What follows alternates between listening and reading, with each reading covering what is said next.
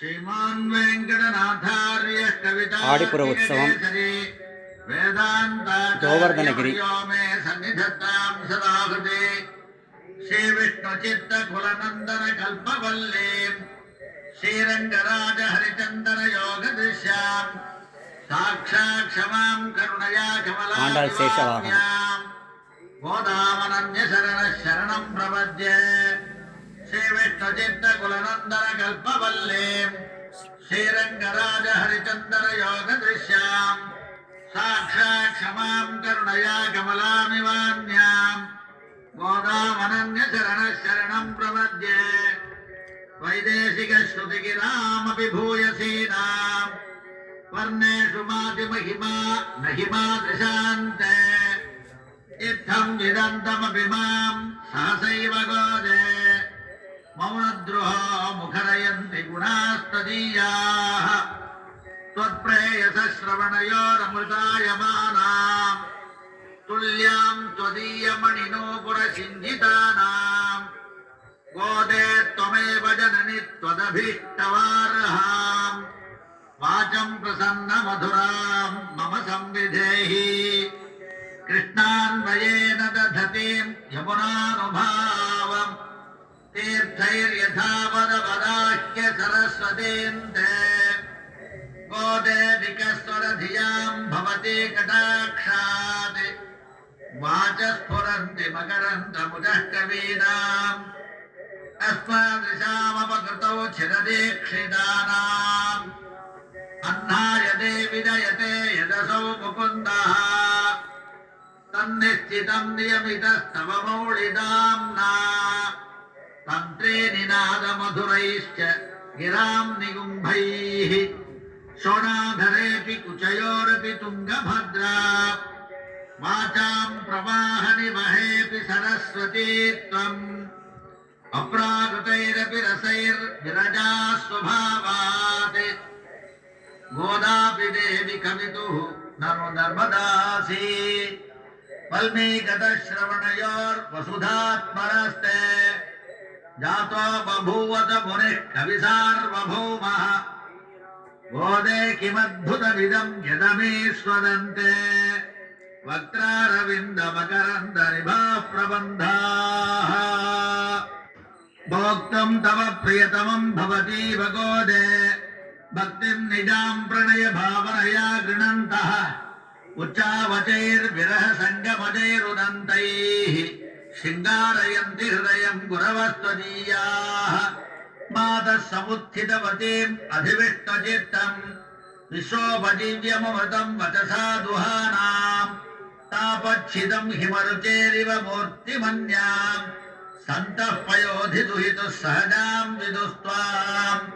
तातस्तुते मधुविदस्तुतिलेशवश्यात् कर्णामृतैस्तुतिशतैरनवाप्तपूर्वं त्वन्मौलिगन्धसुभगाम् उपहृत्य मालां लेभे महत्तरपदानुगुणं प्रसादम् दिग्दक्षिणापि परिभक्तिम पुण्यलभ्यात् सर्वोत्तरा भवति देवि तवावतारात् यत्रैव रङ्गपतिना बहुमानपूर्वं निद्रालुनापि नियतं निहिताः कटाक्षाः प्रायेण देवि भवति व्यपदेशयोगात् गोदावरी जगति तं पयसा पुनीते यस्यां समेत्य समयेषु चिरं निवासात् भागीरथि प्रभृतयोऽपि भवन्ति पुण्याः नागेशयः सुतनु पक्षिरथः कथन्ते जातः स्वयंवरपतिः पुरुषः पुराणः एवं विधः समुचितं प्रणयं भवत्याः सन्दर्शयन्ति परिहासगिरः सखीनाम्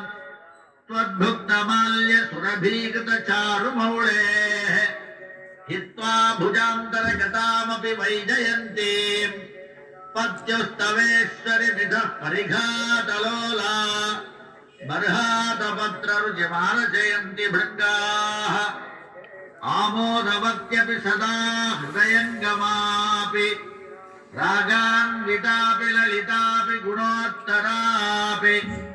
मौलिस्रजा तव मुकुंद किरीटभाजा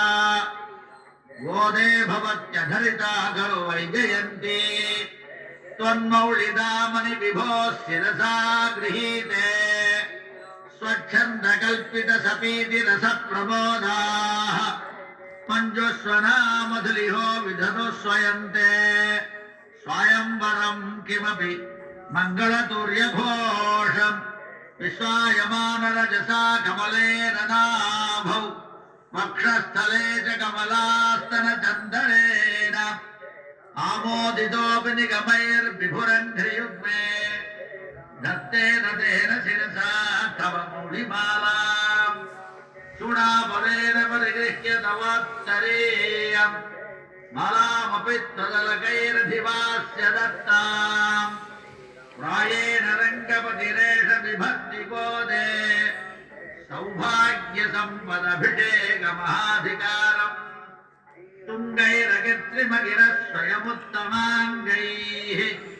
यम् सर्वगन्ध इति सादरमुद्वहन्ति आमोदमन्यमधिगच्छति मालिकाभिः सोऽपि त्वदीयकुटिलालकवासिताभिः धन्ये समस्त जगताम् पितरुत्तमाङ्गे त्वन्मौलिमाल्यभर सम्भरणेन भूयः इन्दीवरश्च च निवादधति त्वदीयानि आकेकराणि बहुमानविलोकितानि रङ्गेश्वरश्च तव च प्रणयानुबन्धात् अन्योन्यमाल्यपरिवृत्तिमभिष्टुवन्तः वाचालयन्ति वसुधेरसिकास्त्रिलोकीम् नुराधिगत्तसमता विषयैर्विवादैः दूर्वादलप्रतिमया तव देहकान्त्या गोरोचनारुचरया च रुचेन्दिरायाः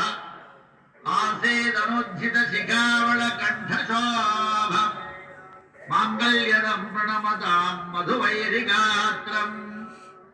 अर्च्यं समर्च्य नियमैर्निगमप्रसूदैः नाथं त्वया कमलया च समेयिवांसम् मातश्चिरं निरविशन् निजमाधिराज्यम् मान्यामनुप्रभृतया विमहीक्षितस्ते आर्द्रापराधिनि जनेऽप्यभिरक्षणार्थम् रङ्गेश्वरस्य रमया विनिवेद्यमाने पार्श्वे परत्र भवति यदि नत्र नासीत् प्रायेण देवि वदनं परिवर्तितं स्यात् गोदे गुणैरपनयन् प्रणतापराधान् भ्रूक्षेपयेव तव भोगरसानुकूलः कर्मानुबन्धि फलदानरतस्य भर्तुः स्वातन्त्र्य दुर्व्यसन मर्मभिदानिदानम् रङ्गे तटिद्गुणवतो रमयैव गोदे कृष्णाम्बुदस्य घटिताम् कृपया सुवृष्ट्या दौर्गद्य दुर्विष विनाश सुधा नदीम् त्वाम्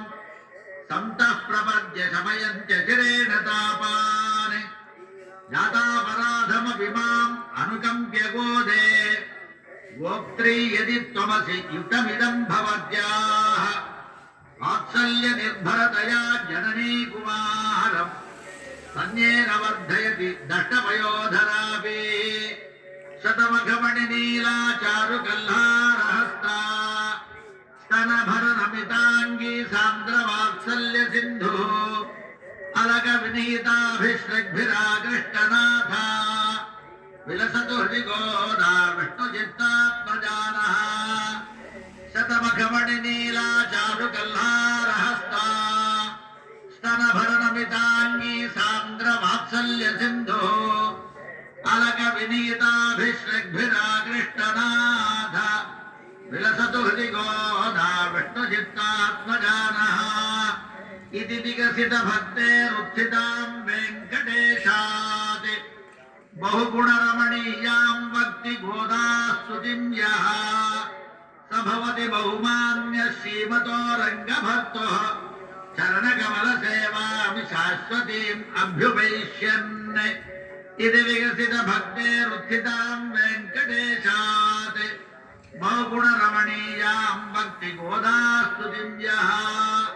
स भवति बहुमान्य श्रीमतो रङ्गभक्तः चरणकमलसेवां शाश्वतीमभ्युपैष्यन्